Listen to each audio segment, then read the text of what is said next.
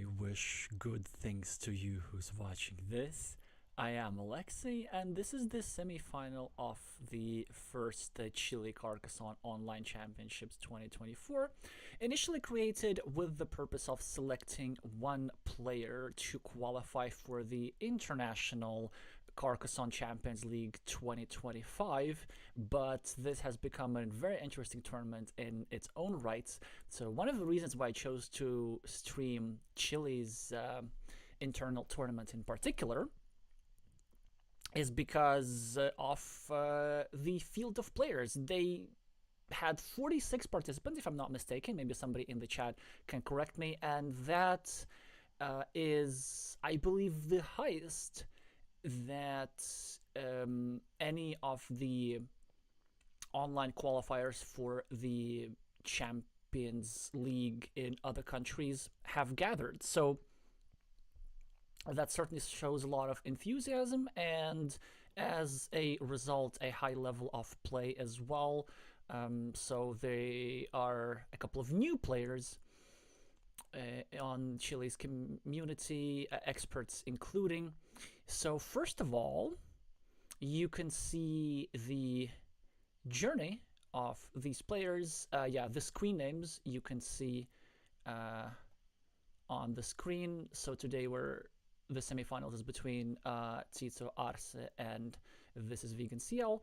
The other semifinal, HT Bry versus Claudio Jorquera, is going to happen tomorrow. I am not streaming that one, sadly, but Marco Rivas of Mexico is probably going to do that on another platform. All right. And you can see that Tito defeated the 2023 Mindsports Olympiad gold medalist Jorim May with the screen name Vainiria, while this is Vegan CL defeated Chris Ramirez 3-1 in the quarterfinals. And yes, 3-1 and not 2-1. So one difference in format in this tournament is the fact that we're not going to witness best of 3, but rather best of 5 matches. So we get to see at least 3 games of Carcassonne today, hopefully 5. And so buckle up, grab some hot beverage and some food maybe. This is going to be a bit longer than normal. The games are going to start in a second.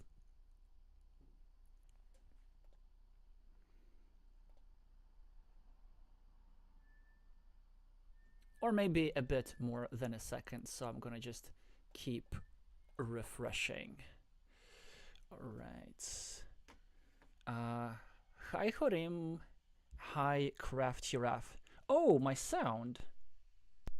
My sound is very low. Let's see what I can do about it.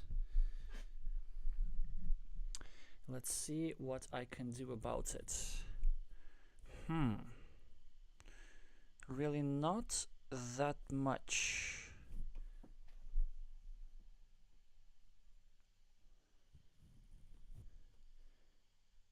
Well, how about now?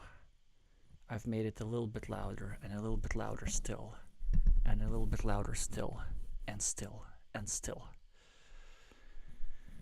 Hopefully this one's a little bit better.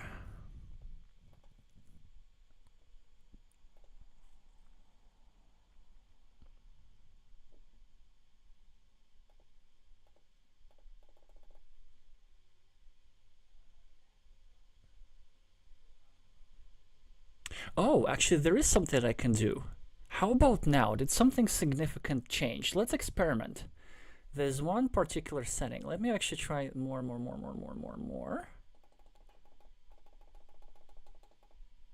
All right, do let me know how's my sound doing now. Hey, maybe, okay, I think I found like a new way how to fix this. No, it's supposed to be not a bit better but a lot better. Hi, Hugo. I can probably keep going. All right, so the games are starting. I wonder why there is no time. Yeah, there we go. They're saying that they're supposed to restart the game with a different settings.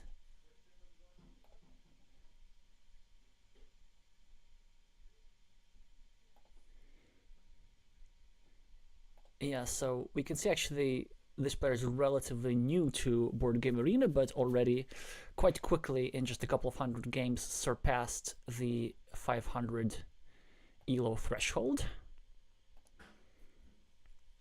But yeah, we will be restarting the game quite soon.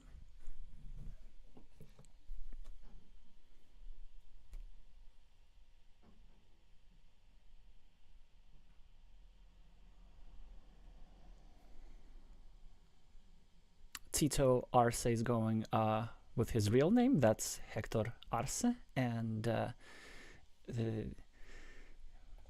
this is vegan. CL is Vladimir Loyola, and I'm gonna refer to him rather instead of his long screen name just by his real name. And also we know that Vladimir is a name that gives you a lot of success in competitive Carcassonne.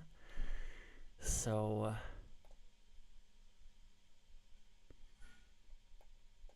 yeah, the game has indeed been abandoned. They're gonna restart with the proper settings.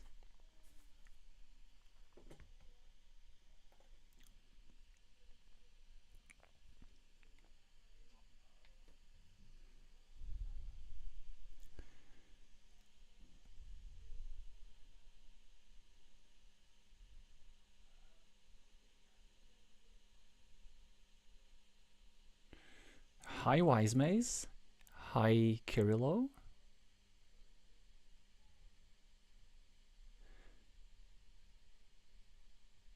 Okay, you say that the second try was better than the third. Let me try and move it up even further.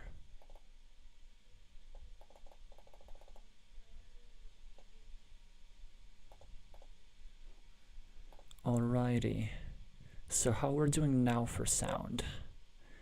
Has it getting any louder? Louder, louder, louder, louder.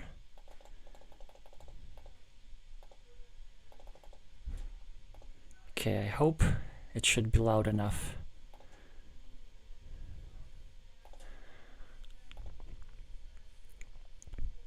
Alrighty, the players have restarted. We can see that Tito has the rating advantage and the experience advantage. But Vladimir has the blue meeples, which match better the colors of the national flag, and already 4 points on the scoreboard from this little city over here. So nobody has claimed this 2-point road yet. Tito just expanding his side of what's going to be initially, eventually a shared city. Okay, the sound is better. If you need it even louder, just let me know, because it's a bit of a weird thing. In my settings, it actually shows that it is just extremely, extremely loud. So I'm always a bit hesitant to raise it. But when I rewatch my stream, it's always very quiet.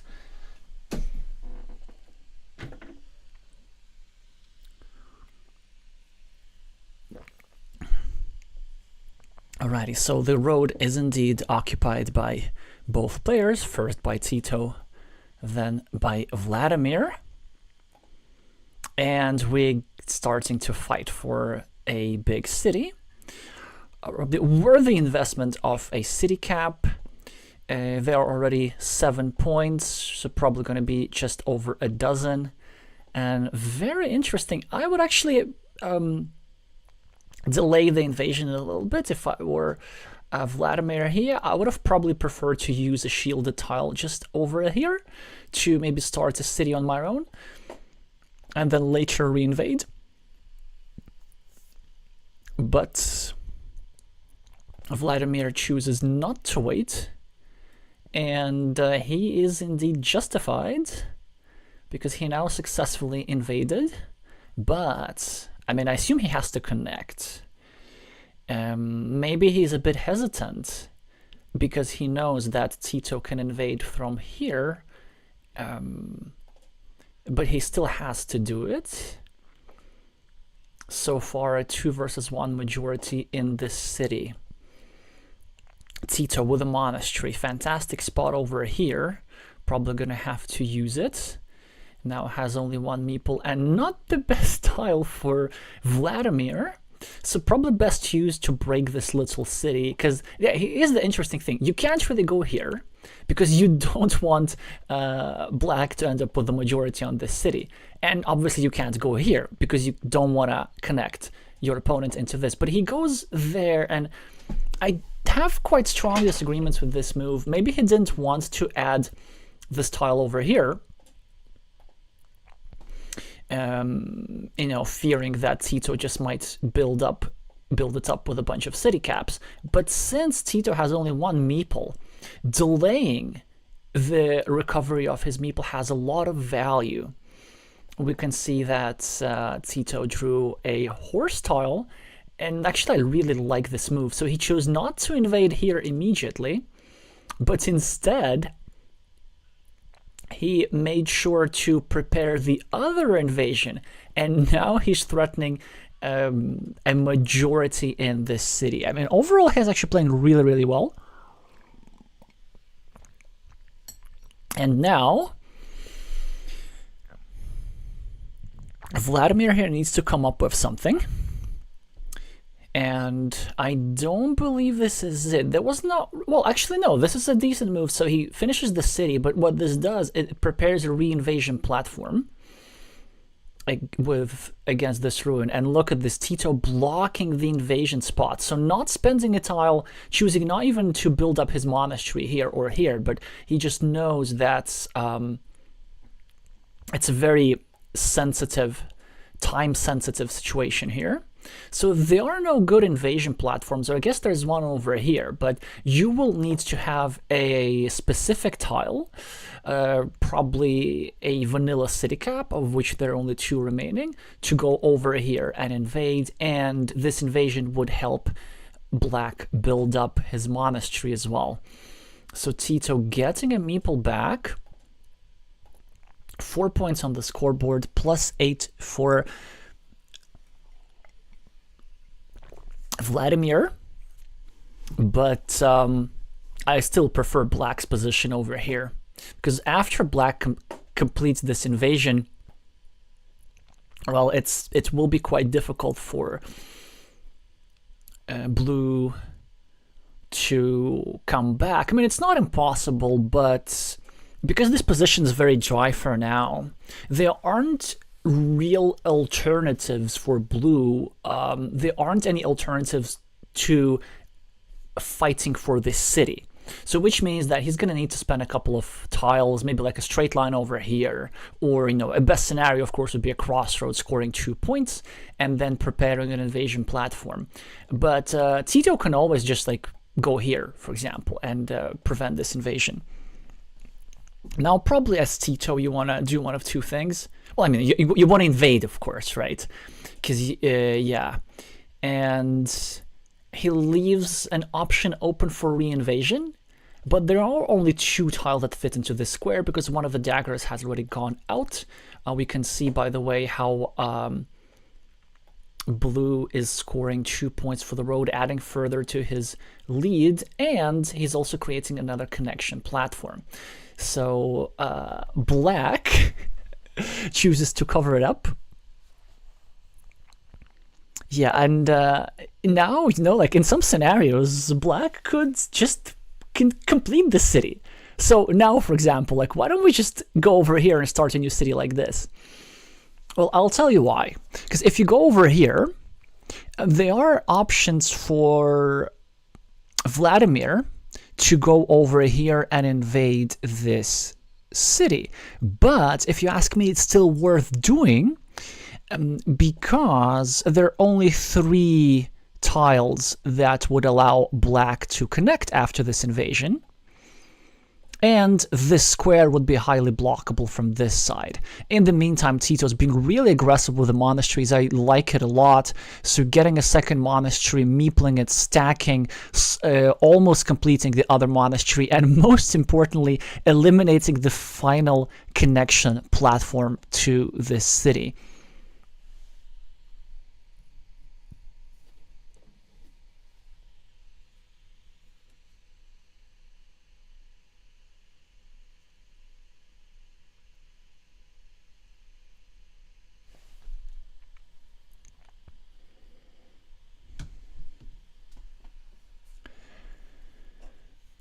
All right.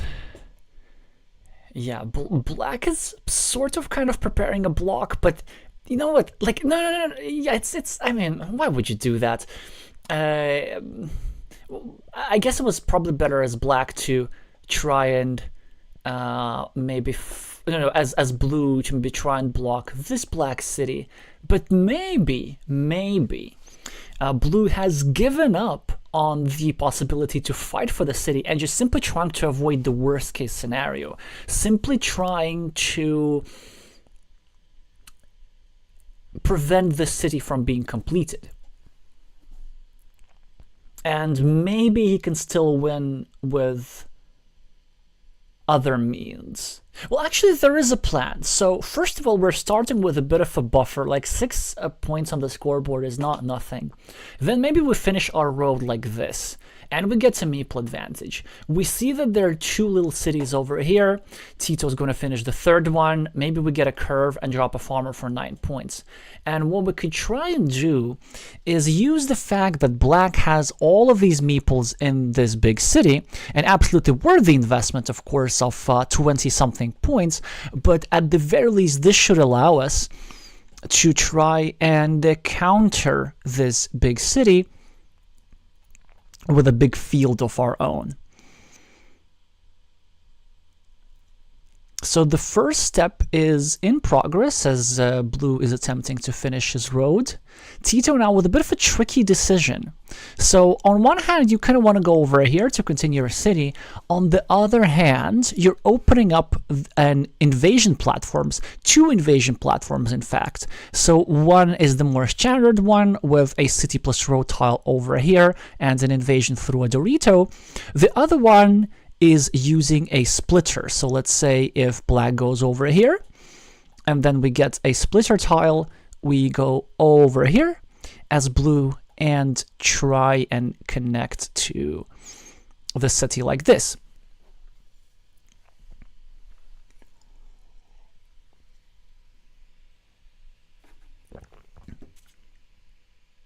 Hi, Al.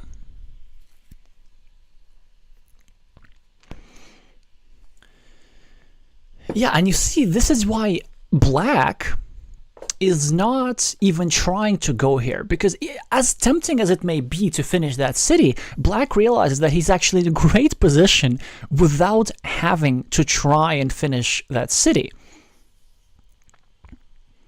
He nevertheless goes there, leaving a narrow window for a splitter to be drawn.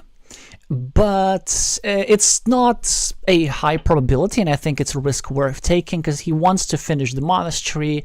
And also, there was actually another marginal invasion platform possible. So let's say had he not placed this tile, it was possible for blue to actually go here and invade this city like this. Still 2 giraffes' necks like this still available. Now blue is adding a point to monastery and attempting to block black, but I'm shocked. So I think now we see the first real mistake by black. Because black is trying to defend his monastery, but why would you do that? Black had the chance to cover up his city and leave himself an excellent chance of completion. I mean, I'm rather shocked actually. So what black should have done is play this tile over here, and that leaves 2 Doritos and 2 splitters plus 2 of these guys. So let me see. So that definitely would have given him already a secure ruin, which is not possible to invade.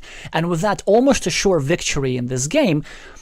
But this would have also given him an above 50% chance to finish that city. Let me calculate that real quick. So we're going to have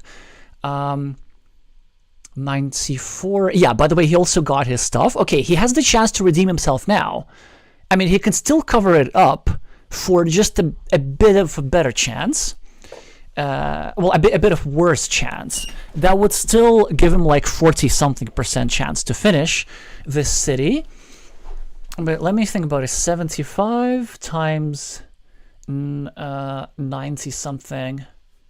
Yeah, so basically he would have had over 60% chance to finish this city with just this move. So it's certainly a price worth paying for sacrificing this meeple. So like you have 60% of the game completely in the bag, plus there are many scenarios where you win the game regardless, because this ruin is already very big. And of course, by not placing a tile over here, you leave more of a window for your opponent to draw a splitter tile and try and attempt a re-invasion. And if...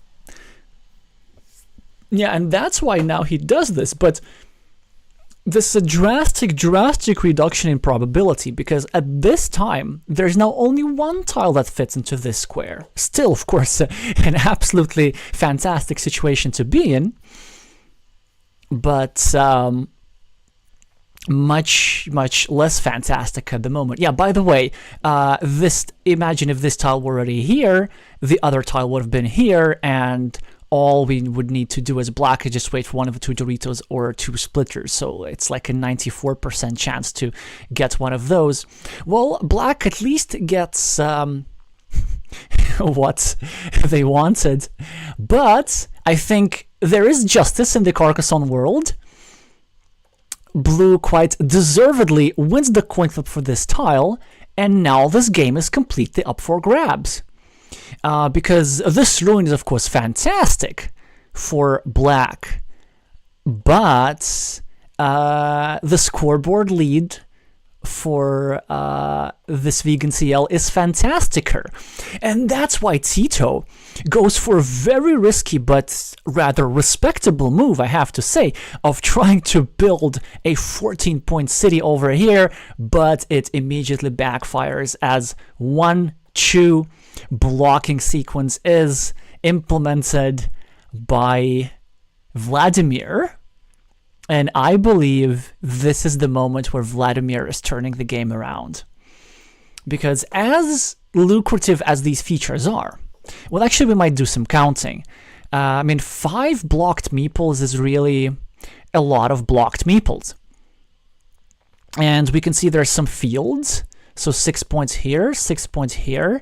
Surely these fields will belong to blue rather than black at the end.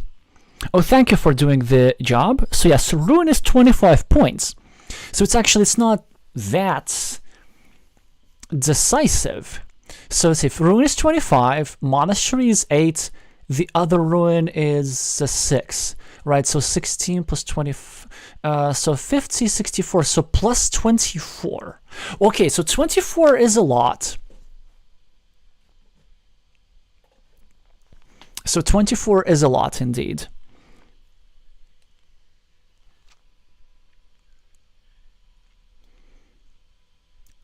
So there is absolutely still a chance for black to hold on.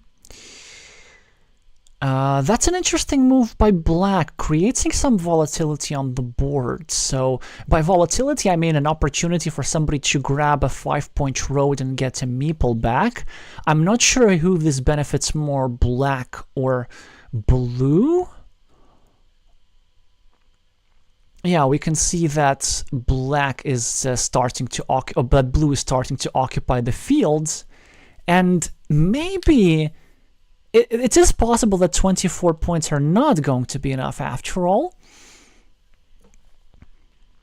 So Tito is playing with 1 meeple. He's forced to dump this tile over here. I presume that Vladimir might want to start a new city over here, but that of course depends on the number of city caps. Whoa, a bit impatient. But okay, yeah, that's why you don't want to leave the city cap. So Vladimir makes a 5-point move, essentially, occupying this 6-point field, but adding 1 point to black, bringing up his ruin to 26 points. And black, of course, very happy to spend his last meeple on an attempt to finish a 8-point city. Still a couple of city caps, I believe, at least... no vanillas, no barbed wire tiles, 1, 2, 3, 4, 5, 1 dagger. Yeah, so okay, so at least there's 1 dagger remaining, so there is something. And no starting tiles. Oh, and there's a splitter as well. So this is already a worthy attempt trying to get these 8 points. I believe if Tito is successful, that should be a win for Tito. That'll be very hard to overrun. So Tito actually might now go over here. No, he might not go over here because there's 1, 2, 3, 4, 5. Yeah, there's the dagger which is pointing that direction. So you actually don't want to restrict your options. So sometimes there is a situation where you want to play what looks like a restricting move against your city like this if all the remaining city caps or the majority of the remaining city caps are of one particular type. So imagine if there were like 3 vanillas remaining, then you would want to do that. But he chooses to do that anyway. I wonder why. Maybe there's a 3rd city cap that I haven't... Oh yeah, I think there's one of those still remaining. And so he thought that he wants to have still 2 city caps available to him rather than 1. So he sacrifices the option to draw the dagger, but he can still draw the vertical splitter or the regular splitter. Yeah, well, yeah, but he ended up drawing the dagger anyway. So at least black did, well, at least blue did accomplish something with this move, managed to delay black successfully. But black also accomplished something by placing his last meeple. You saw how blue drew a city tile, and because black didn't have a meeple in hand, blue decided not to connect the cities over here, not to connect the roads over here. And for some inexplicable reason, it is actually Tito who connects the 2 roads. And Vladimir is just thrilled to use one of his newly recovered meeples to place on a 7-point monastery, expanding his field. So that also, I think, was a bit of an impatient move by Tito, because I guess that he was kind of desperate for getting a meeple back. But then, why do you want to do that? Like, because you know you're giving your opponent a meeple as well, and this move is not all that strong because he already has an opportunity to get a city cap.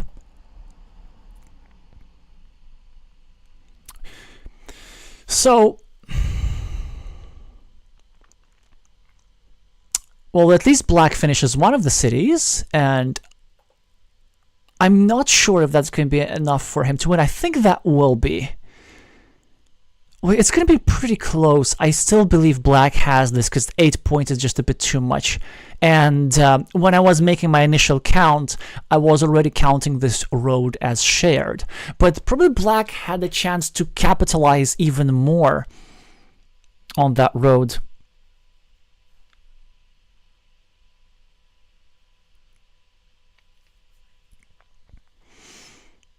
Oh, actually, now that I think about this, yeah, I rather like this move. Given that there was 1 cow remaining, which blue used to break black city, black just wanted to make sure that he has at least 1 place where he can guarantee the completion of a city.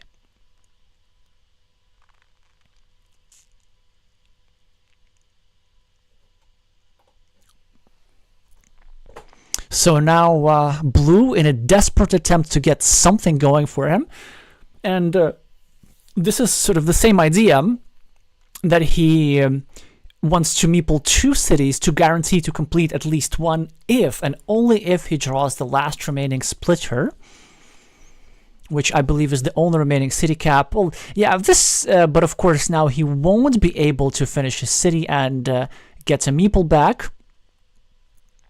Yeah, also, by the way, like, as black, I'm not a huge fan of this move, since it really doesn't do all that much. It just blocks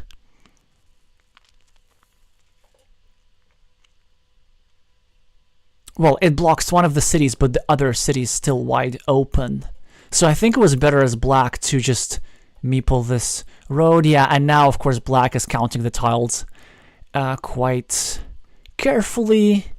So instead of meepling the 5-point road, he meeples a 3-point field, knowing that this field is about to become a 6-point field. Because blue is about to finish his city, which blue does, because technically it's a +1 move for him, so a 2-point city turns into a 6-point city, that's +4, but a 3-point farm for opponent turns into a 6-point farm, so very nice counting towards the end on the parts of black. Sadly, we never got to see this ruin finished, but I believe that black should have it with his new 6-point field, and even without his 6-point field. Yeah, overall I think like really well played by Tito, and it wasn't really a game that was decided by tiles. I felt that Tito managed to just strategically outsmart his opponents and block all the entry platforms to his city. There was one move which I would describe as a slip-up. That was a chance of taking unnecessary risk with the big city with that one starting tile move, but other than that, great performance from Tito. So Vladimir will need to come up with something if he wants to stay in this. Hi, Sergey. Hi, Nalaheim. Oh yeah, Sergey, since you're here, because like, could you actually explain, so which are the countries who get not 1 but 2 players already advancing to the group stage? Because it is a surprise to me that Chile is one of them. I mean, Chile, of course, has a really good, strong performance, I would say, in a variety of tournaments. For example, they came second in the Continental Tournament recently, a few months ago, only losing to Brazil in the finals and winning every other game except that. Oh yeah, so actually, so this means if Chile has not 1 but 2 players advancing straight to the group stage of the Carcassonne Champions League, this means that the winner of the semifinals will already guarantee themselves a spot in the Champions League. And then it is the 3rd and possibly 4th place finisher who will be eligible to play in the international qualifying event. All right, so the second game has started. Let me just update the score to reflect that Tito has taken the first one. In the second game, both players are playing fairly quickly, so no points have been scored, but Tito's the first to draw a monastery and has this nice road going over here. Blue, in the meantime, is trying to block black's monastery together with what's going to become a shared ruin. Black, however, is making a move which I'm not exactly a fan of. It is a move that looks like it's attacking the city, but it really isn't. So it is an opportunity to lose 3 meeples instead of 1. So, okay, I'll give you an analysis why I will criticize this move so strongly. Well, first, even if black successfully manages to get a cow tile and a triangle and invade this ruin, blue can simply block this square, and then black will lose 3 meeples. So this ruin could still be pretty good, but it's still possible to play against that quite easily. All black has to do, all blue has to do is simply score a bunch of points, use his temporary meeple majority, and then closer to the very end of the game, try and attack the ruin, maybe from here, and equalize it. But another reason why I criticize this move is that it's very easy to lose 3 meeples plus a boatload of points. So here's an opportunity. Now, the quadruple city tile has already gone out, And this means that instead of this move played here too hastily by blue, blue could have waited for a Dorito tile and placed it over here, making it impossible for this fourth meeple to connect, and even threatening to get Dorito plus another Dorito, committing these two meeples towards a quadruple city tile, which is no longer existent. So that would trap this meeple of 2 points, this meeple of 2 points, this meeple of 8 points, and this meeple, the one meeple of blue, which is trapped, could grow to 10 points or more. So that was a possibility here, but none of that happened, and I believe blue did not manage to take advantage of black's misstep here. But blue still gets something going for him, so after spending a lot of moves, at least blue did manage to get this square completed, blocked. So black will be losing 3 meeples, but at least black will be getting something out of it. So black is being very aggressive, placing his last meeple on the road, but all his meeple placements are completely justified. This road is very close to being finished, this road is very close to being finished, and this city is very close to being finished, but black actually might choose to forego the city and instead try to respond to this blocking attack by blue. I actually rather like it. I don't think black can really afford to lose another meeple. So in the meantime, black does manage to successfully invade the ruin, and this ruin is worth 12. Okay, it's worth 11. Yeah, it's worth 12 points. So that's definitely worth the investment of a meeple. Yeah, if you think about it, 20 points worth of stuff for 3 block meeples versus stun 1, so that's net 2 blocked meeples. That's actually pretty balanced. That's actually really good for black. And we're headed towards a position which is very similar to the last game, where black has a lot of points blocked, and to compensate for that, blue has the meeple majority.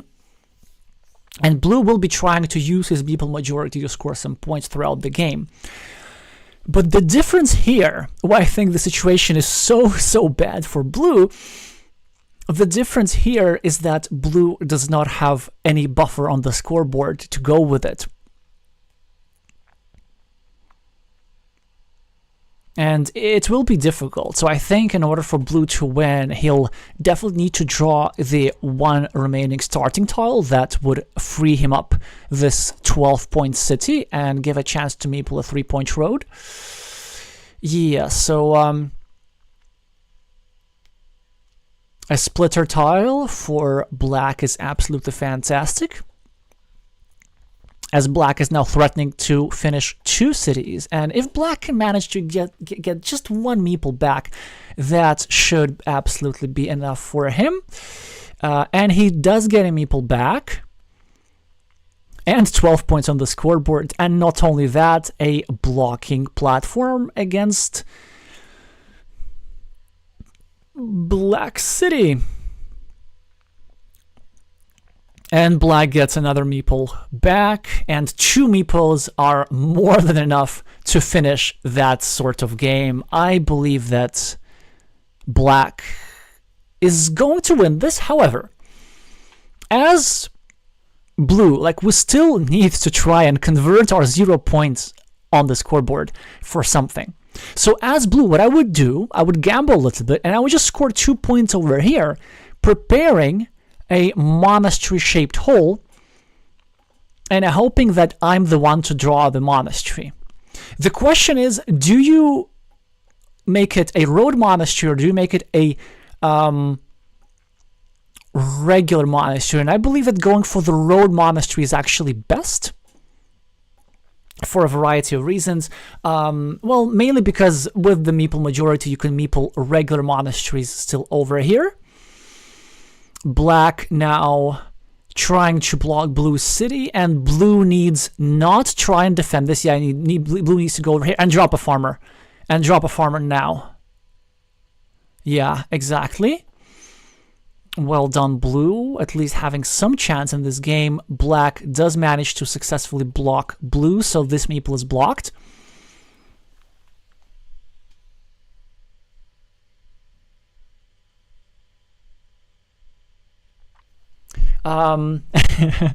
Craft Giraffe is asking why pink. Yeah.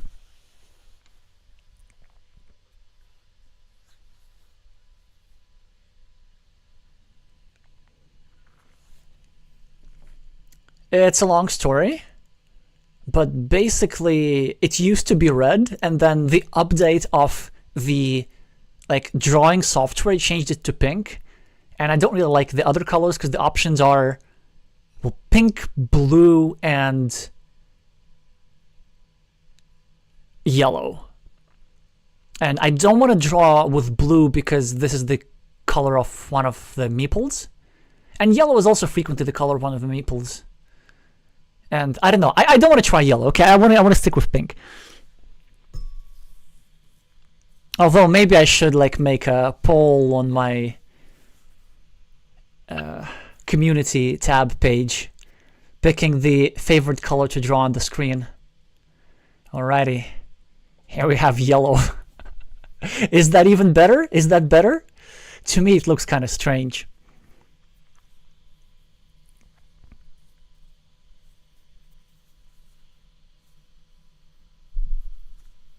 Nalaheim is saying blue not taking the 3-point city with the extender at the bottom when they had 6 meeples in hand feels way too conservative. Referring to this move earlier on when blue could have meepled this. Yes, I completely agree. It just passed too quickly to notice. But at least blue managed to meeple that city a little bit later. So at least there's something. Well, actually, yeah. This is exactly what happened. So black, in the meantime, is doing just great. Black is trying to block this guy, and now it is black with the meeple majority, and blue is trying really hard to score some points.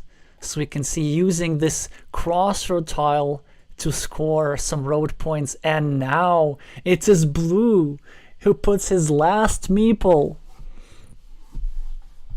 trying to invade this city, which was already becoming a threat from black.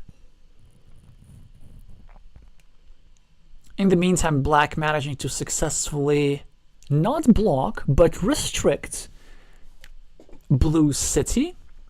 And I believe actually black might have missed an opportunity there. I mean, of course, 2 meeples in hand is great, but what I think would be even nastier as black is a farmer here. That's a possibility. That's kind of so the idea is that you just drop a farmer, and then if everything is blocked here, you're happy. But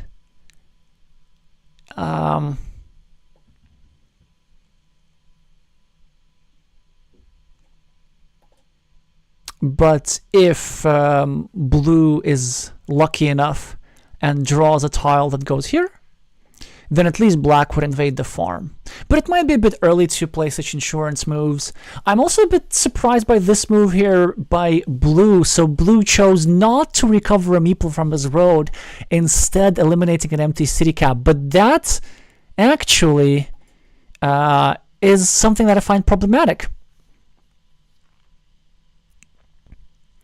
Because it was better to just get a road meeple back and have 2 city caps open, hoping that you're going to pick up one of them. So blue is playing as if blue's ahead. This is the impression that I'm getting. But blue is not ahead, not on the scoreboard, not on the board. I mean, this 12-point field is nice, but it is a volatile field. There's an invasion platform here, an invasion platform here, and an invasion platform here, which Tito should use now. So if Tito goes here and drops a farmer, then it leaves 2 opportunities to connect to the farm. He can get a curve, of which there's still 1, 2, 3, 4, 5, 6, 7, 8. There's 1 regular curve remaining, but there's also these tiles that go here. So a couple of tiles that go here, which he can use to connect to the field. And if he's unsuccessful there, he can always connect to the field by virtue of blue finishing this city. So I don't think there's a better move right now.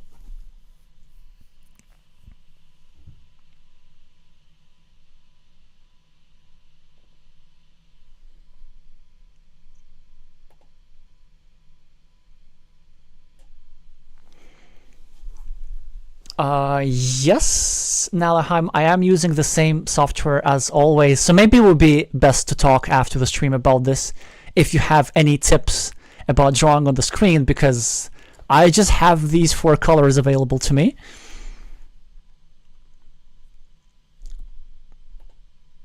Oh no, never mind. I have like 12 colors. But why did it change to pink? Yeah, I mean there's red. But you know what? I've done like pink for so long that I'm gonna keep doing pink on purpose. So now you know I'm drawing with pink even though I have the option not to.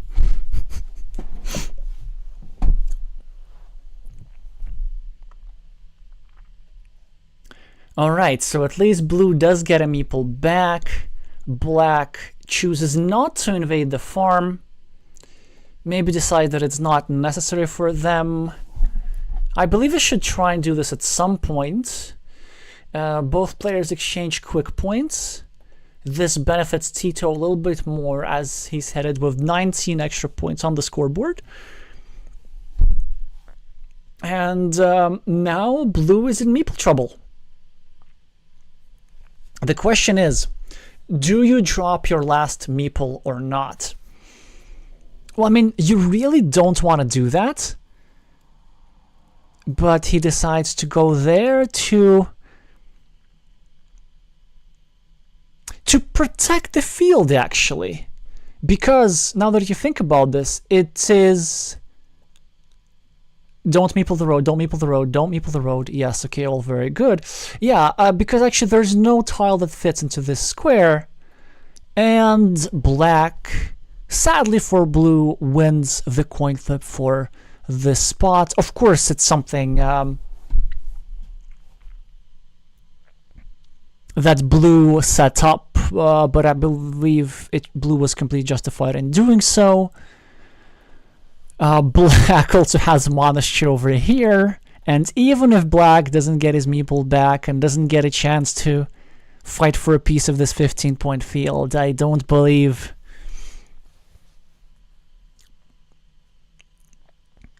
Blue is going to come back from this. Yeah, blue not yet meepling this 5-point road. I believe they already probably should. Black could possibly eliminate this quick point scoring opportunity. Instead, they go for something different. So we're gonna see some quick points from blue, which is by the way, blue should have meepled this 5-point road before.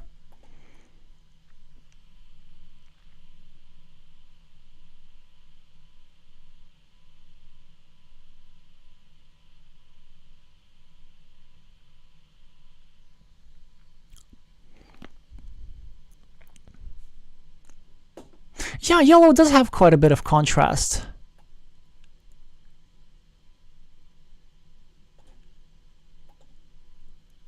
Well, actually, you know what? I'm going to try and switch some colors. So I'm going to try and draw with the colors of the player I'm talking about. So let's say if I'm talking about like a farmer that blue could put, I'm going to draw over this. But the problem is that I can't draw with black because black gets filtered out. So if I'm going to start drawing with black, all you're going to see is my mouse pointer and nothing beyond that. Okay, so instead of black, we can maybe do some sort of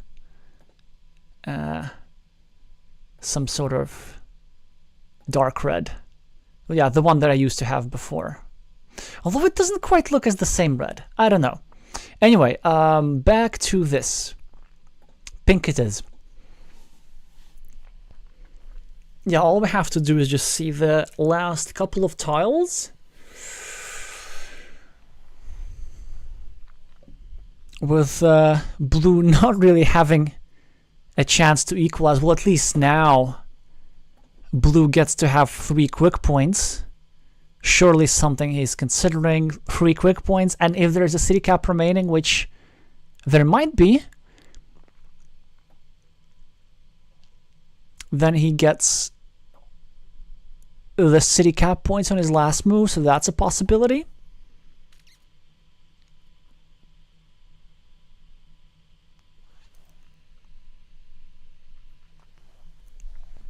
Don't count it out, Wise Maze, because remember, it is a best of 5, so we don't know yet what's going to happen.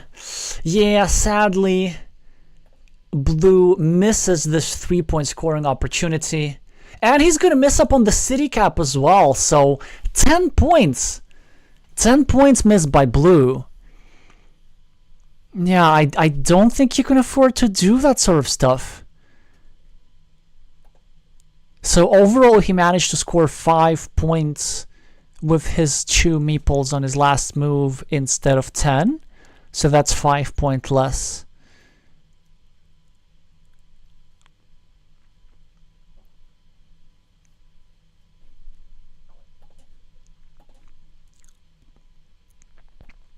And a 3-point farmer for black. All right, so let's see how that point difference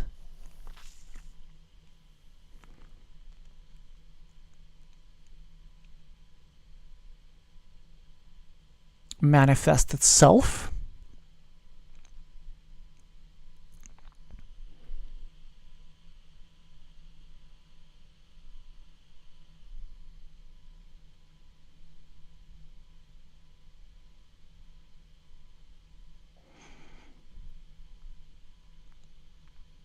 Yeah, not that big of a difference actually. So let's say 15 point. You add the 4 minutes. Let's say if blue were to play the end game optimally, this would have been just an 11-point difference.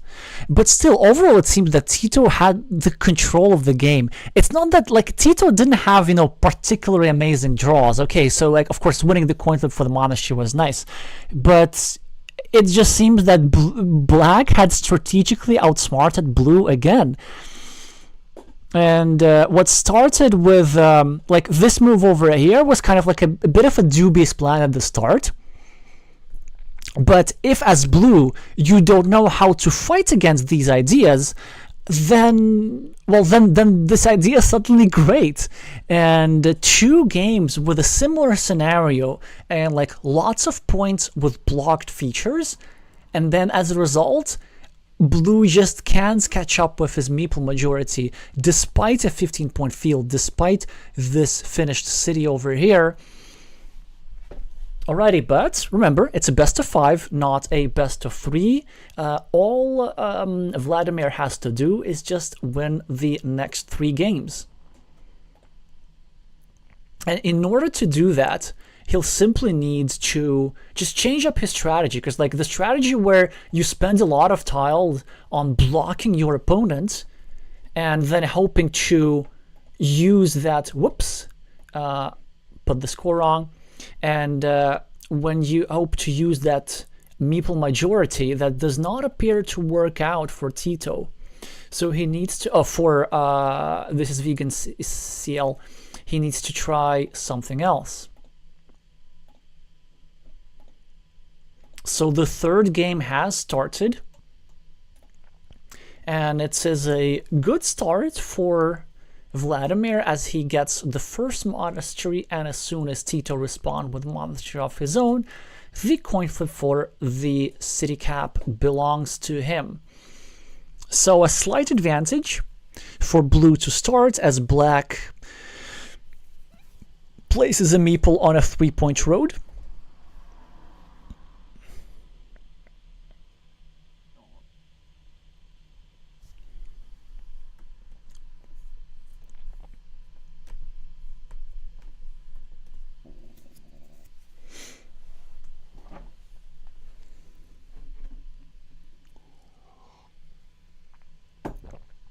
Okay, that's interesting. That's very interesting. This placement over here, I guess I can understand it like this. So like normally you would Well, first of all, if you know your next tile, then your replacement is great. So you see, kind of like going for restricting his own city, but then getting immediately bailed out, and he's going to drop a farmer, as he should. He should drop a farmer there. It's an incredibly open position. Every tempo matters. Like, farm. Like, there's no reason not to take the 6-point field. It's just one tile away from being connected to the main field. This is way, way too conservative. Because now what's going to happen? I mean, now, of course, he has to go here, start a new city, but then black is going to, I don't know, get a row tile. Yeah, for example, get a curve over here, let's say, or like a crossroads over here, and drop a 9-point farmer and be the first. Exactly, a crossroads, the best possible tile in the deck right now for, and of course a farmer goes here. And now as blue, like, do you want to play this position like it is, or do you want to play this position with a farmer here? Well, probably the farmer. Well, at least he still has the chance to rectify this and drop a farmer here. But imagine how much better the situation would have been with another blue farmer over here. And there's going to be a black farmer over here instead. And that's it. There are no more invasion platforms. So just this one move over here, like, honestly, this is what could decide this game.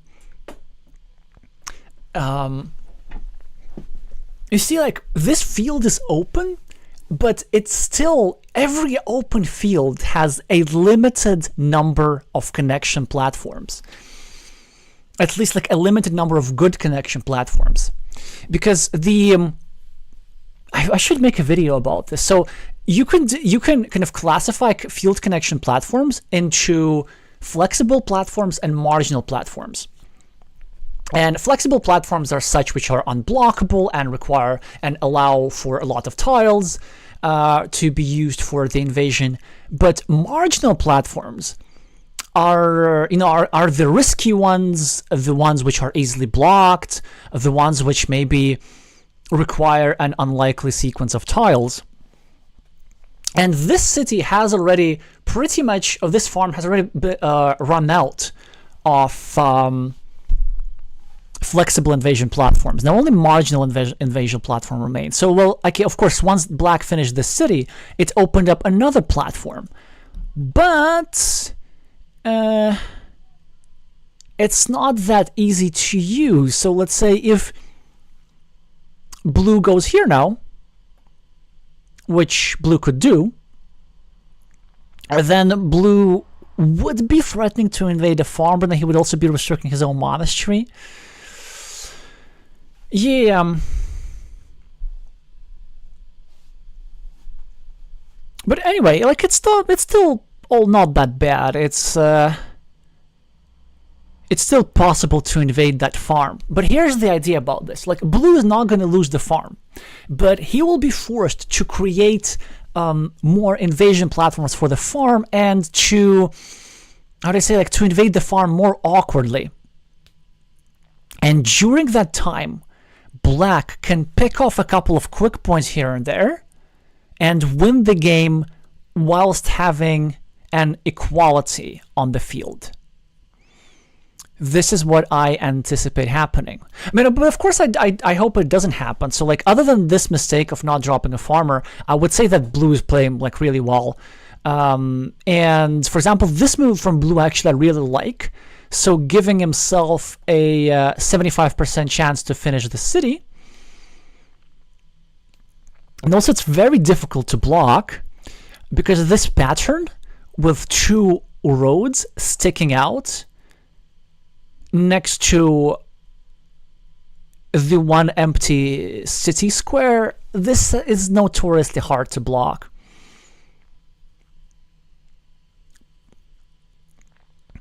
And still, for Tito, it's not that easy to play this position.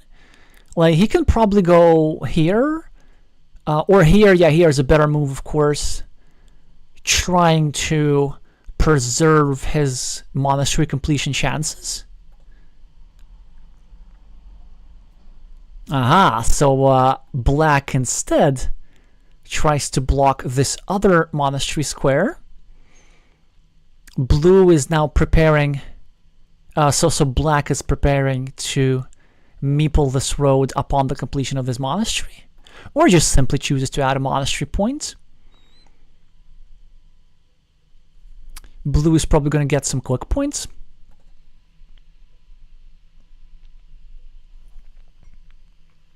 Yeah, Wise Mazes, I think you're putting it very well.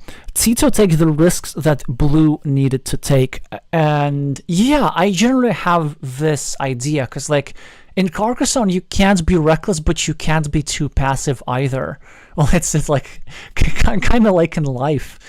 Like you have to take some risks. And yeah, in all three games, Blue is just being a bit too conservative.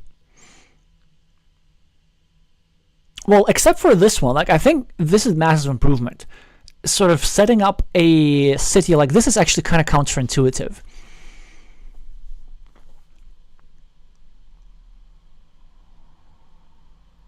And what I would really like at some point from Blue is like drawing a straight line or something. Huh, that's interesting. So I don't like this move. Well, I mean, I like the idea. Right? As Blue, I would have probably preferred the quick points. The reason I'm not such a huge fan of this move is because there are only 2 tiles remaining, and even if you're successful, drop a farmer. Yeah, well done. Uh-oh, it might be a while until you get that tile. And let's say if Blue were to place this tile over here and meeple the new city, then you can always try and block this square instead.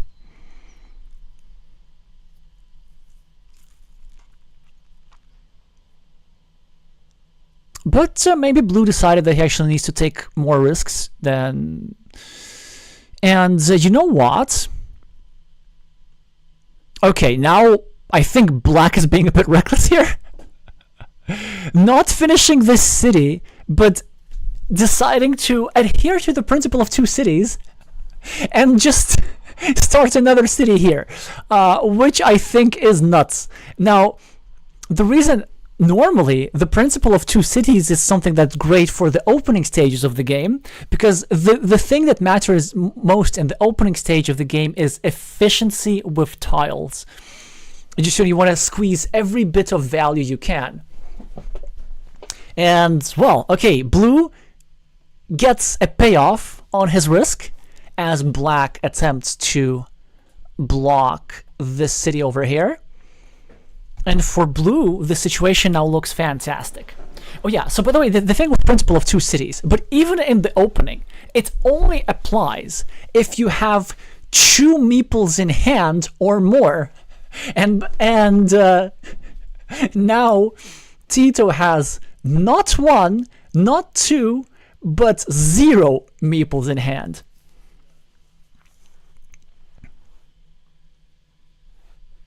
So basically he has way less than the minimum number of meeples required. Well, that's interesting. So Blue chooses to start a new city, which makes some sense. I think the reason why it makes actually some really good sense is because there are a lot of big tiles still remaining. So you can, well, now it's a bit harder. Maybe just going for the usual lip shape is something what I would have preferred. Yeah, so that was doable. But what I think was a little bit better is to try and bank this game on the field, because Blue could have really used his temporary meeple advantage. Don't meeple the road, well done. Yeah, so Blue gets the monastery meeple back, gets the farmer on the field, gets the advantage on the scoreboard, and now Blue is not doing too bad for himself because Blue has the meeple majority and the chance to reinvade the field. But the move which I would have liked at some point is a farmer over here when it was possible, to make sure that with 1 curve you're bringing in 2 farmers into the field. Because what might happen now, okay, now we go here, right? What might happen now is that Tito might be able to preserve the tie on the field despite being so much down on meeple. So this move, for example, a great move. It is a field restricting move. This is the only purpose. Not only field restricting, but also it actually makes it impossible for blue to take advantage of these 5 road points, and makes an field invasion very, very hard. Yeah, so I think, okay, I really wonder why blue doesn't want to go here and create an attacking platform against this guy.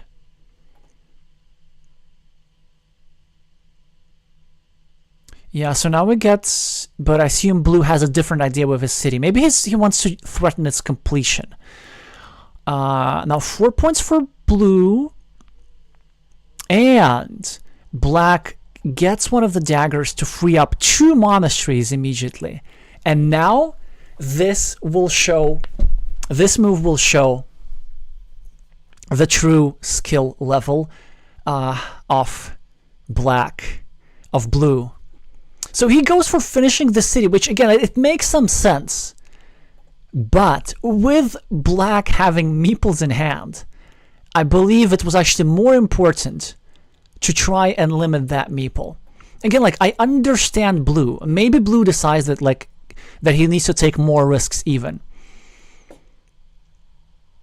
But the city still needs 3 tiles to be completed. It is relatively easy to block, and that's an interesting choice of invasion. I have to say it's really, really interesting from Tito. It is possible to block this meeple over here, but I think the main idea of Tito here was actually to make sure that, first of all, if blue wants to block him, let him spend moves, then as black we can get some points here to help us score more points.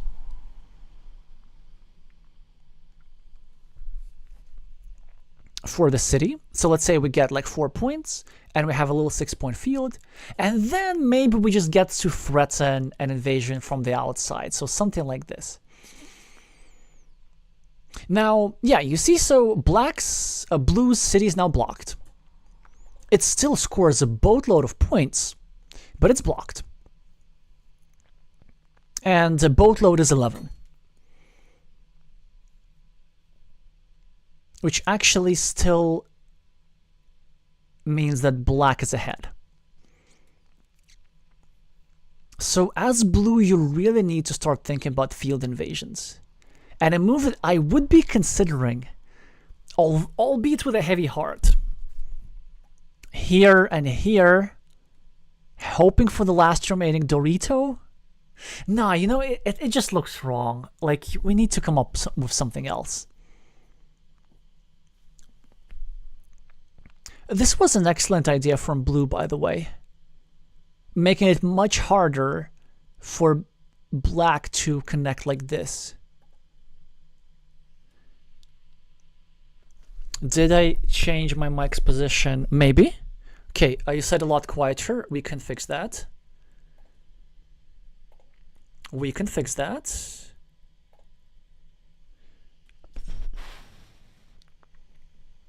We can probably fix that.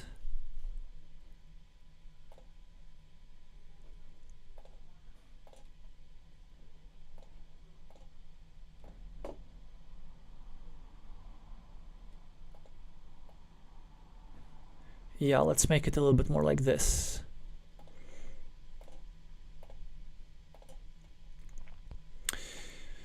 So good that we didn't miss any action, as Vladimir is thinking, and he chooses to take the points. It's very risky, but again, I understand this move as well.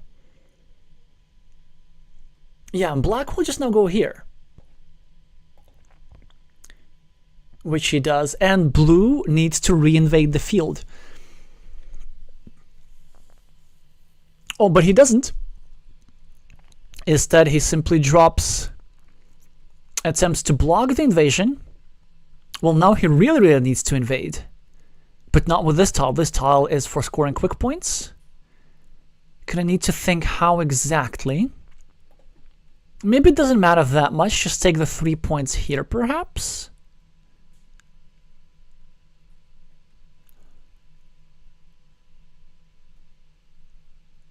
And then maybe we can draw a Dorito tile and drop a farmer here and invade like this. So that will be the plan. Well, actually, instead of this move, what I would have preferred,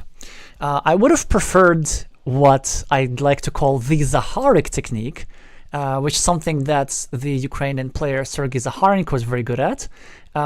So check this out. So we know 1, 2, 3, 4, 5, 6, 7, 8. No, it doesn't work. But my idea was that with a different number of straight lines, you see, so now he goes for the marginal invasion platforms, which have a high probability of getting blocked. It might as well still work, but if you do this over a course of a lot of games, then you end up winning a lower percentage of your games compared to what happens if you meeple your farms early. Yeah, so there's a Harik technique, the one I had in mind. The idea is like it's setting up a field connection, kind of securing a field connection before actually dropping a farmer. So if there were one more straight line remaining, what we could have done, we could have gone over here, sort of like covered up this square, and then with a curve or something like this, drop to farmer and connect through an unblockable straight line like this. Yeah, so sometimes on a dry board like this, on a closed field, you need to set up a field connection. But for his tournament life, this meeple on the mathematically smallest field possible is really, really trying hard to equalize. And will he succeed as black does not draw a blocking tile? He almost succeeds. He draws a tile that fits here, but not quite the tile that he wants. He scores 4 points for the road. And Tito still does not draw a blocking tile. Tito gets a quick point tile. And what does he do? I think as Tito, your best chance, because anticipating that your opponent is going to equalize and knowing that your opponent has so much stuff over here, your best chance is to actually not try and block this connection, but instead go for the counter attack. 1, 2, 3, 4, 5, 6. There's still 2 big tiles remaining. So if you go over here and meeple this 1 point piece, I think it's actually guaranteed use the victory pretty much, because either you're gonna and he goes for it. He goes for it, because what's gonna happen? Either you're gonna draw. Yeah, and he's saying GG because he knows like blue can't draw both tiles that fit into all these squares and the curve. Oh, this is a brilliant tactic here by Tito. Tito, of course, connects the cities. And wait a second. There is a Dorito remaining. And he gets it. Unbelievable.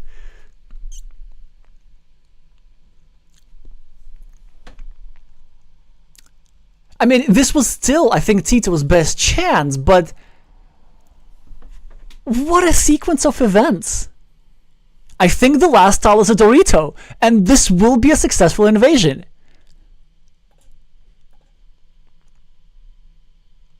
Yes, it is a Dorito indeed. This huge city will belong to blue, and blue will win this game and prolong the series. Wow. And also, like, what a brilliant recognition by, and just an insanely quick calculation by, this is Vegan Ciela here.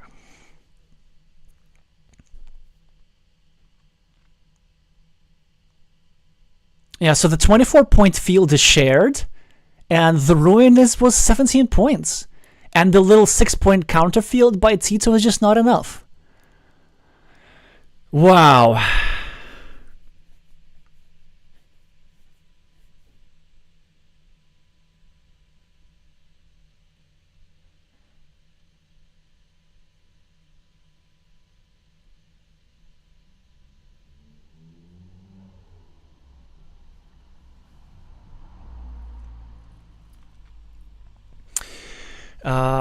Okay, so now the match is getting a bit more exciting, both score-wise and what's happening within the game. This huge swing, you take over a 24-point field, and then you take over a huge ruin, and then you take over a huge ruin back.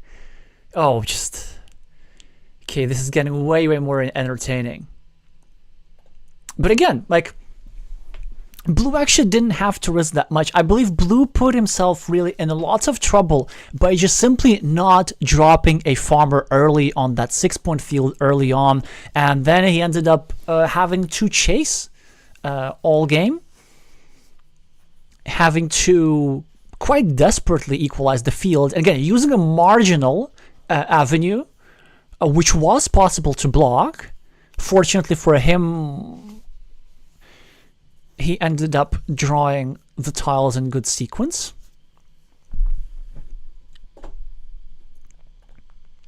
But yeah, something to think about for future games. And I would have to say, like, by Tito overall, very well played this game, kind of like very strong prioritization, recognition of the farms. Again, the one issue that I have, which I think kind of reckless, is the over application of the principle of two cities. Just, you know, like, sometimes playing simpler is better. I've been there, done that, just trying to overcomplicate the game and then find myself into trouble where, you know, like 90% of the time, just the obvious move is the best move. Of course, we live for the other 10%, but you know, it's there's no need to try and force that.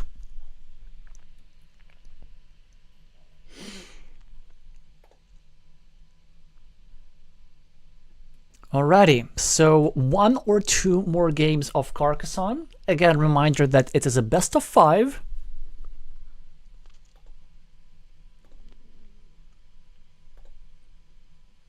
The players have not yet started. It is a best of 5. So Tito is 1 game away from taking this down. You know what? I'm going to be back in just... Oh, no. I'm not going to be back. I mean, I will be, but I don't think I can afford to leave. No, you know what? I can't. Okay, so Tito is starting this game with a crossroads, and I will try and use some 30 seconds to get myself some hot water.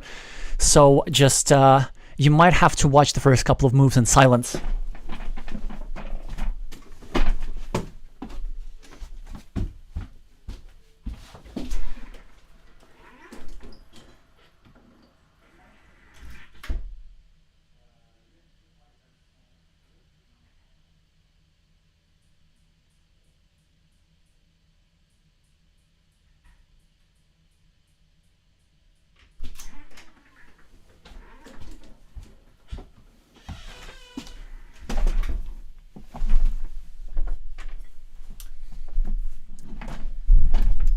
Alrighty, well, good for us that not much has happened. So Blue is going for the good old risky stuff. So I like this move by Blue, trying to restrict the city cap and at the same time take an extra point for whatever, for this. Okay, I need to make a full sentence. The idea behind this move is to restrict the city cap and also to get an extra point from the road piece once either Blue or Black picks off the 4 points. This move, however, it's something that some top players do, something that I even do sometimes, but it's super risky. It's just incredibly risky.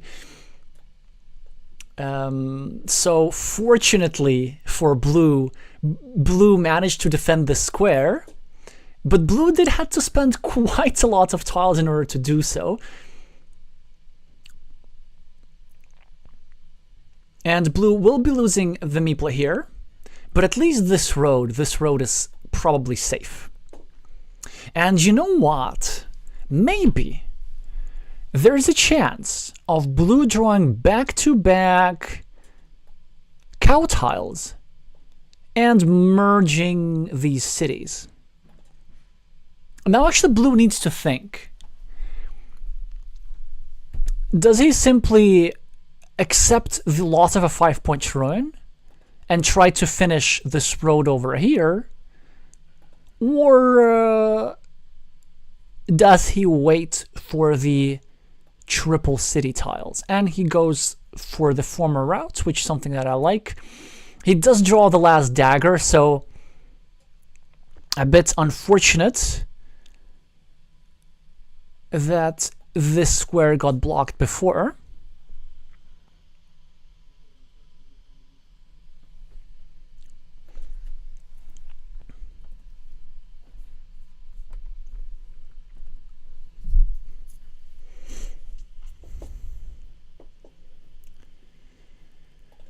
Ouch! Black is just on a rampage, of course not continuing their city, but instead invading another one, giving blue a difficult choice.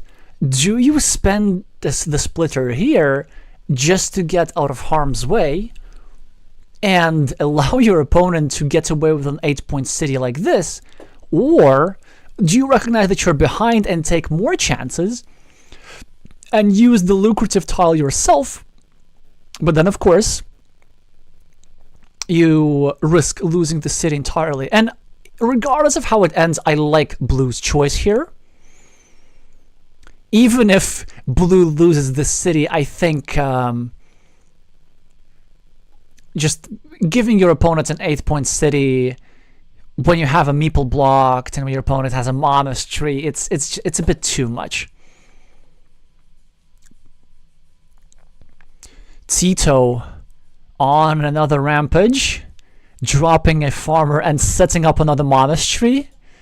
So again, almost a game-winning coin flip, actually. No, blue, what are you doing? Oh, such a huge mistake from blue. Well, I'm not sure if it's a huge mistake, but it kind of depends on the idea from this move. But this move equalizes a 3-point city which has no expansion potential, plus a 3-point city with expansion potential. And I think his idea, maybe he wanted to add so more volatility for the position. Maybe his idea was to re-attack the city. So basically, maybe blue wanted to do what black did right now. But I think that was a bit unnecessary. Instead, if we just wait for the cow tile, imagine like we get the cow tile, we get 3 points for the road, and then we build up this city to like 8 points or so. Then it's enough to equalize. And maybe we'll win the coin flip here. So I don't think it was a bad idea necessarily. But it seems to be just a tad too risky, a bit too early on. But but now it's actually, he might pay off. Yeah, he will go over here and he'll try to reinvade this city. And Tito now, going for the greed, not finishing the city, but finishing the 4-point road and then hoping to finish the city, which is exactly how things should be done. Now blue in a pickle. Kind of need to do something about that city, either invade or block, but you also need to invade the field. Yeah, exactly. And I think blue's idea is that if black manages to invade, then as blue will be able to reinvade. Because any invasion with a triangle will prepare another invasion platform. And also black needs a triangle over here anyway to finish a city. Yeah, and maybe blue can simply block that city. So actually going over here, starting a new city, and then maybe hoping to draw a triangle and either connect or block like this is a possibility. Instead, he goes on the right, simply creating another connection platform, which is not something that I like at all. Like, I think this threat is a bit too urgent, because there's still 3 triple city tiles remaining, 3 cows remaining. And the big difference between cows and triangles,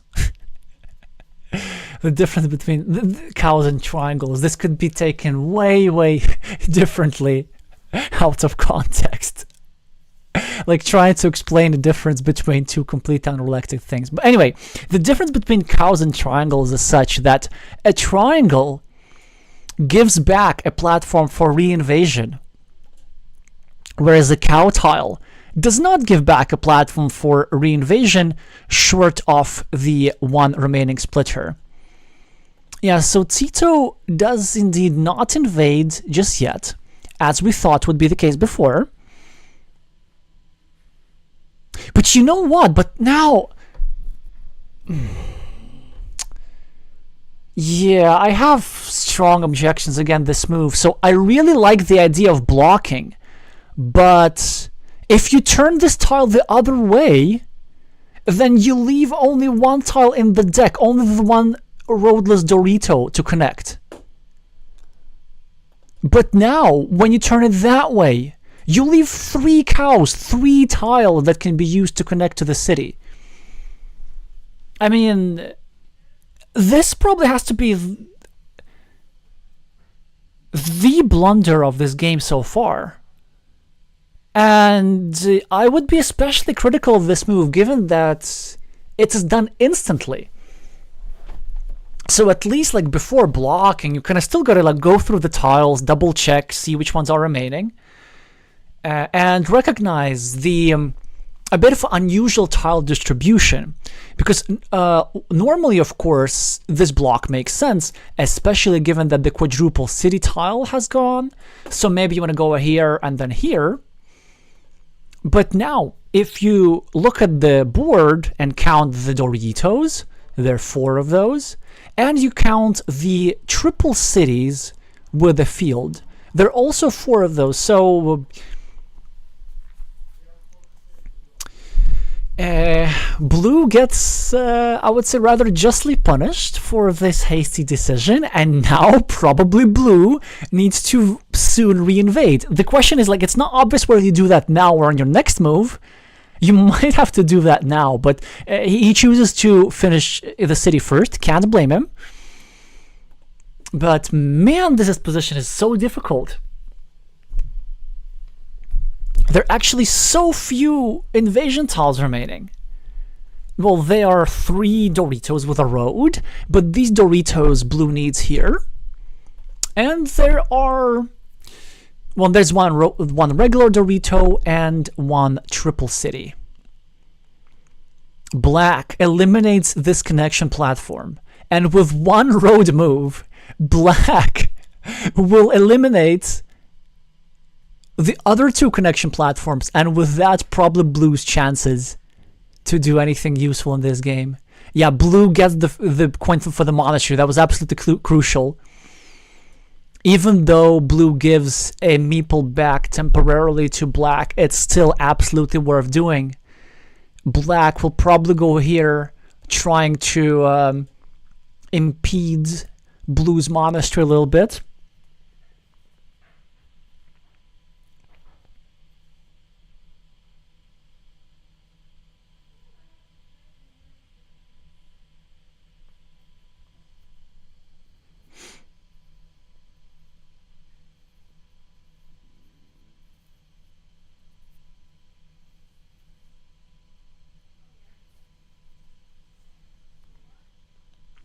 Yeah, and you see Tito, that was a very smart move. Like, in 3 out of the 4 games when we have a big ruin, Tito has shown a complete control of the geometry of these ruins, like covering up those invasion squares. And because the thing he can do now is just like easily to go over here, and that's it, and completely cover up that platform.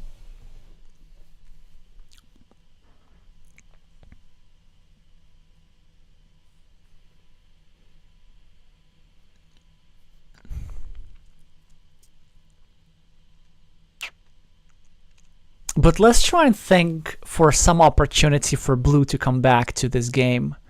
Yeah, black, of course, eliminating another connection platform. I think the meeple on the city is a bit overkill, but I don't think it's going to matter that much. So now, as blue, we need to think, do we win with the ruin or do we win without the ruin? The ruin is probably too many points. Like, I don't think we win without the ruin. So let's say...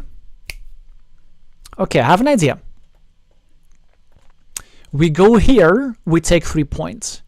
And this also sets up an invasion platform through a giraffe's neck. So kind of a tile like this, which of course will probably go over here actually. I think you just spend your last meeple on a new city if you're black. Might go here as well.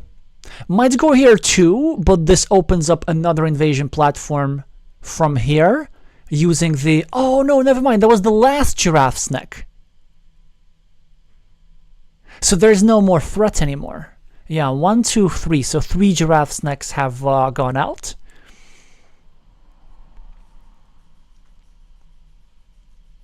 Yeah, and... CL here is quickly running out of options. Well, how about we start by finishing our monastery? That's certainly an option. And then our chance is to get something here and the Dorito and the final remaining cow. So not only do we need to draw the final remaining cow, we need to draw it at the right time.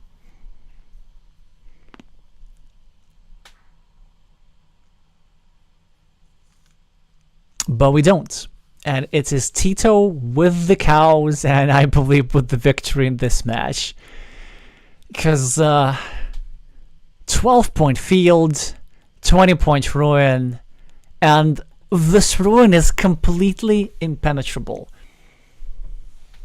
Well, okay, there is one theoretical chance, and this chance is curve here, road Dorito here, starting tile here, regular Dorito here.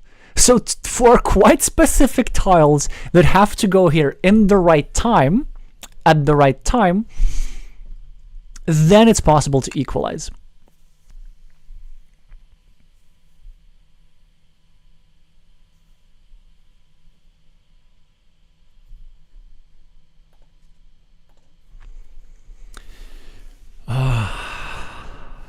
Ouch. Well, but let blue not give up. Let blue go out with style. I mean, you have to try something. The point difference doesn't matter.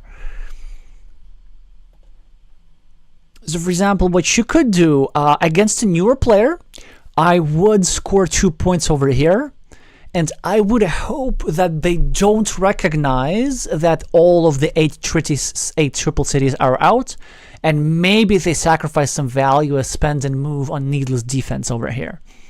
Like, this is what I would be hoping for. But Tito has a... I'm pretty sure they have a really good awareness of the remaining tiles, just based on the timing of their move. Like, I can see that they're clearly double-checking the number of relevant tiles remaining in the deck.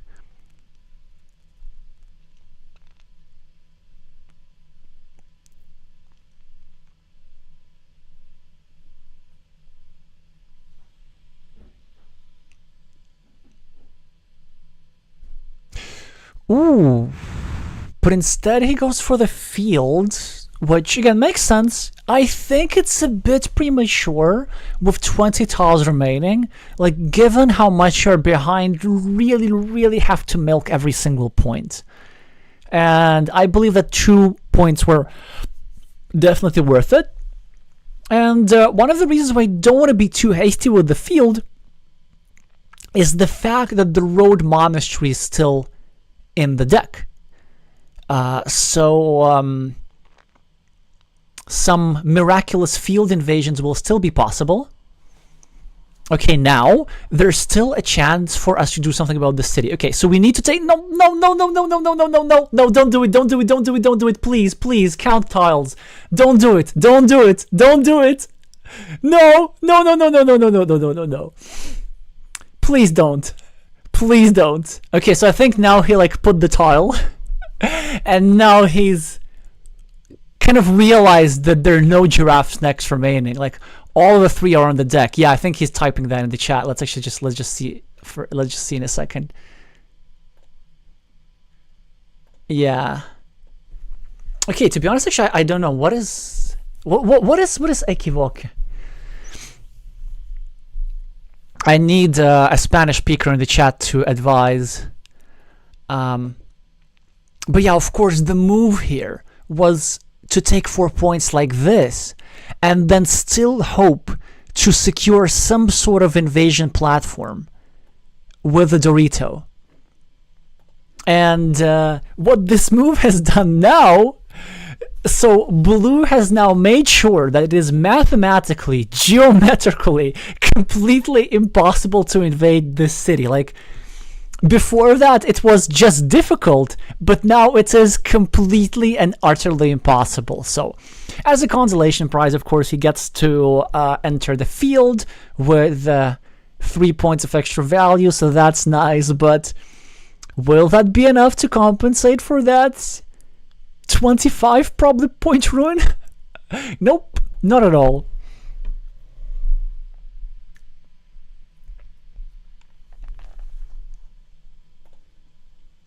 Yes, of course. Okay, thank you, Ricardo, for confirming.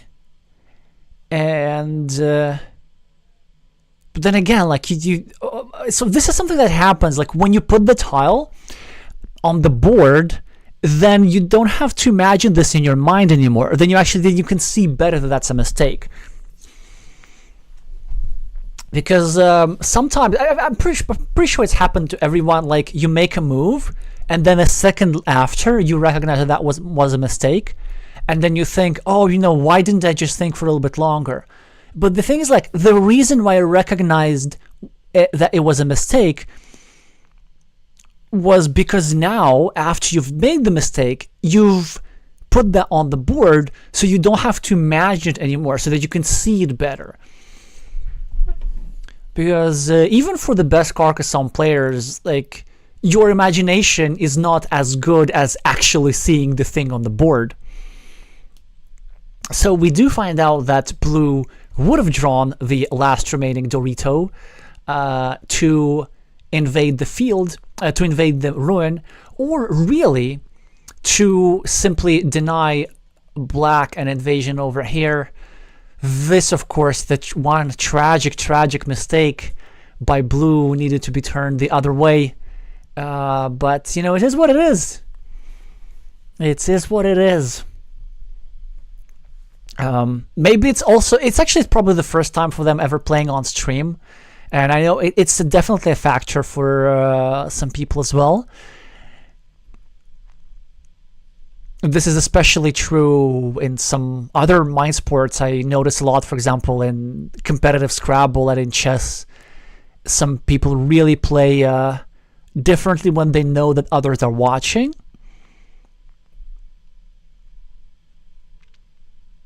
But overall, it's probably just generally Tito having more tournament experience and Carcassonne experience, and being on the national team for a couple of years.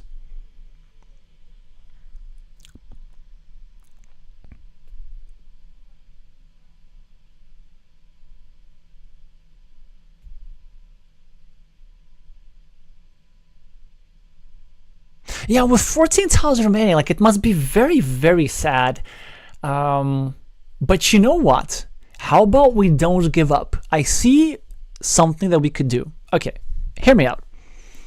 We go over here. No, not there. We go here, and we do that with the intention of creating a field connection platform. Then we draw the tile finally to give us a meeple back. Actually, this one's kind of overdue, I have to say. So that's certainly kind of unlucky for blue not to draw this tile. Then, imagine with a Dorito over here. Then we draw the last Dorito. Then we place it over here. And we drop a farmer. Then we get a straight line, and then we invade with 2 farmers, and we keep this 12-point field for ourselves. So that would be a way to start a comeback. And then maybe the last of our meeple we deploy somewhere else. Like, let's say if we get all the remaining quick point tiles,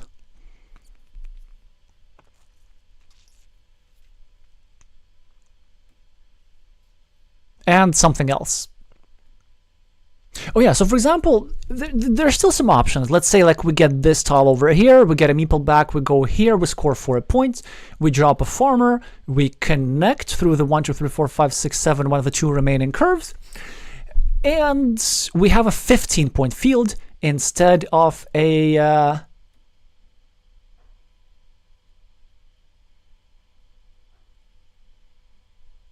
instead of a what? Yeah, instead of a 12-point field.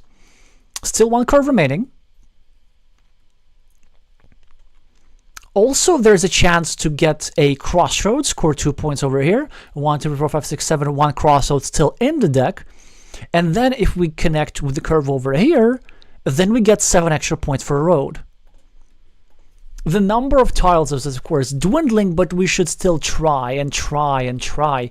Also, like there are other options. Like we can get this tile over here. Oh, but that's of course is an excellent move by Tito. Successfully invading, not invading, but preventing blue from doing the exact kind of stuff that I was talking about with the farmer here. But it's still not over. Maybe we can block this invasion or draw all tiles that black can use for invasion.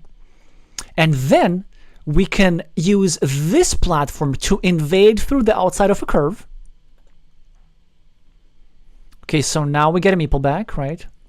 We can use this platform to invade through the outside of a curve with a 3rd farmer, and then with another farmer like this, and then we also get the road points. The tile to liberate our meeple does come a bit too late, and it also doesn't help that Tito draws a city cap to get a meeple back. Yeah, this is just one of those painful games that I think you have to have early in your Carcassonne career as a learning experience, just when everything doesn't go your way, and you know that a lot of that was preventable. It's great that conceding is not allowed in tournaments. Also, to rub this in, Tito draws a straight line to have equality on this little farm and guaranteeing himself the majority on the bigger farm.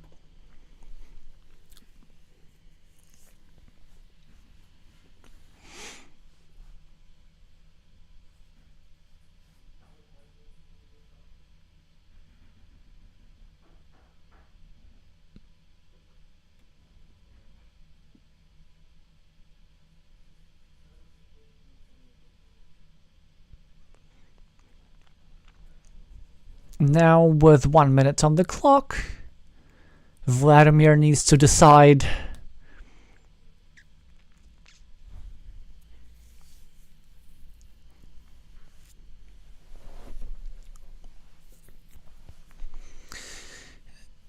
how to play this endgame optimally. I don't think I see anything in particular.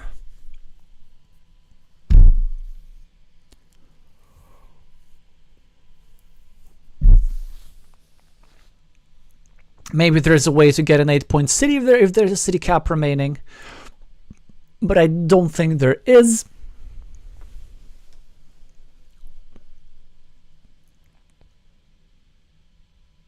Oh no, there is actually.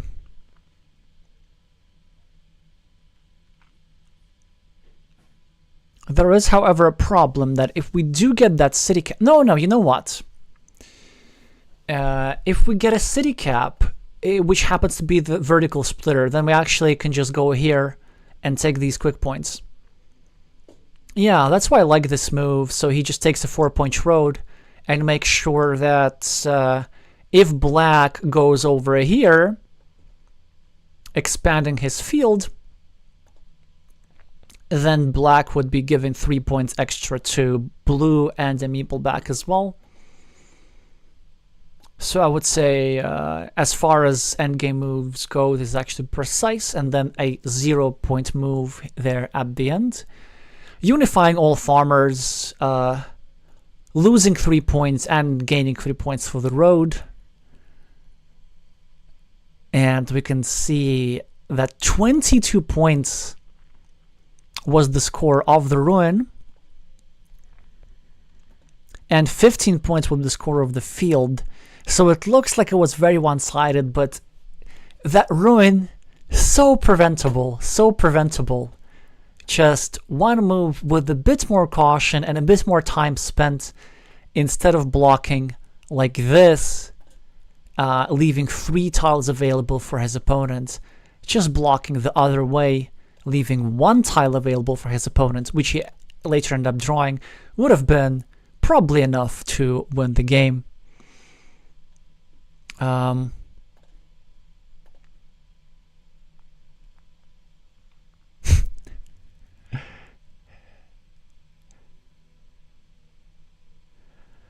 Oh, cheers, thanks. Both players are aware that it is being streamed. Congratulations to Tito for very, very confident performance. I would say just really very high level from him, and this also has been shown with like 50 rating points that he seemed to have picked up comparison to his average, which is in the upper 500s normally when we usually play. And just the geometrical control, the geometrical awareness of how ruins work, how connection platforms work. In 3 out of 4 games, we had a big ruin, and in 3 out of all of them, there was a sufficient number of tiles for kind of both opponents to have a nibble at them, but it was always the play with the black meeples who ended up getting the upper hand. And for Vladimir with a W, by the way, so a bit of extra compared to the one Carcassonne Vladimir that everybody else knows. Yeah, for Vladimir, certainly best of luck in the match for the 3rd place, which I believe will take place. Maybe somebody from Chile can advise. And hopefully it was a good learning experience. And certainly well done for taking over that spectacular ruin in game number 3 and keeping the score at least as close as it could have been. Alrighty, Tito Arce is headed to the finals and also to the main stage, the group stage of the Carcassonne Champions League.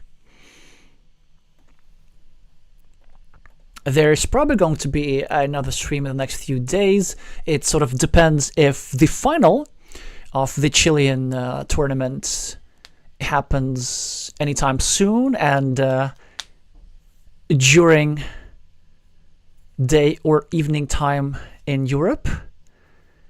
And there are some other events going on too. So stay tuned. Meeple the like button if you like this video.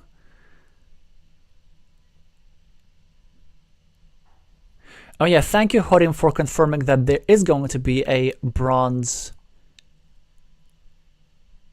medal match. Yeah, for those of you who are here for the first time, make sure to subscribe and